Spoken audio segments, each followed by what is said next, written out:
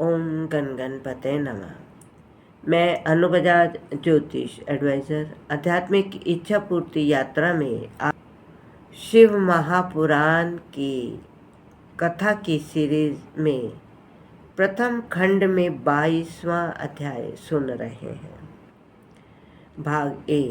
ब्रह्मा जी बोले, हे नारद, सबसे पहले विष्णु जी ने हाथ जोड़कर स्तुति करते हुए कहा, हे ईश्वर, आपकी स्तुति वेद भी नहीं कर सकते। मैंने भी आपकी स्तुति की है, पर आपका आदि अंत नहीं जान पाया।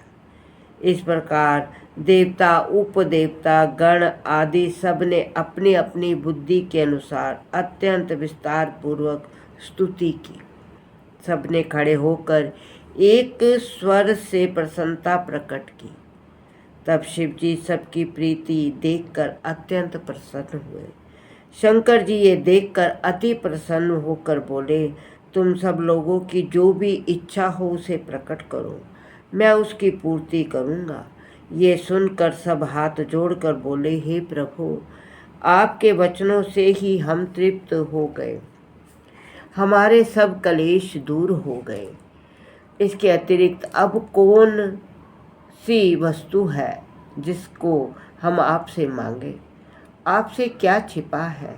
फिर भी हम सबकी एक इच्छा है, हम सदा आपकी भक्ति में लिप्त रहें, आपके चरणों की इच्छा किया करें।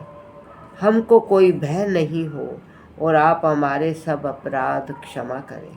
जब दानव हमारा अपमान करें उस समय हमारे दुखों को दूर करें। सब लोग इतना कहकर चुप हो गए। तब शिव जी सबको अभयदान देकर स्वयं सगुण रूप से वहीं स्थित हुए।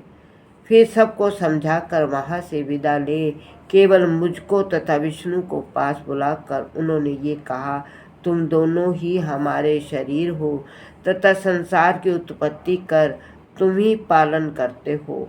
अस्तु, जब तुमको कोई दुख होगा तब हम तुम्हारी रक्षा करेंगे। अब तुम दोनों अपने लोक को सुखपूर्वक चले जाओ। ये सुनकर हम दोनों उनसे भक्ति मांग और विदा होकर चले आए। फिर शिवजी ने निधिपति का हाथ पकड़कर कहा, हे मित्र, तुम्हारी प्रीति जानकर हमने तुम्हारे निकट ही वास किया है। हमारी तुम्हारी मित्रता तीनों लोकों में प्रसिद्ध हो गई है। तुम्हारा कैसा सौभाग्य है कि तुम हमको अति प्रिय हुए। तुम प्रसन्न रहो। अस्तु, अब तुम भी अपने लोक को जाओ। निधिपति कुबेर शिवजी की ऐसी कृपा देखकर प्रेम मग्न हो गए। उन्होंने ये निवेदन किया, हे प्रभु, मेरा मरणर्थ पूर्ण हुआ। ये कहकर निधिपति बारंबार शिवजी को प्रणाम करके अति प्रसन्न हो अपने घर पहुँचे। जो भी इस अध्याय को सुनता है, सुनाता है, उसके घर में कुबेर जी का धन बरसने लग जाता है। ये शिव का आशीर्वाद है। ओम नमः शिवाय।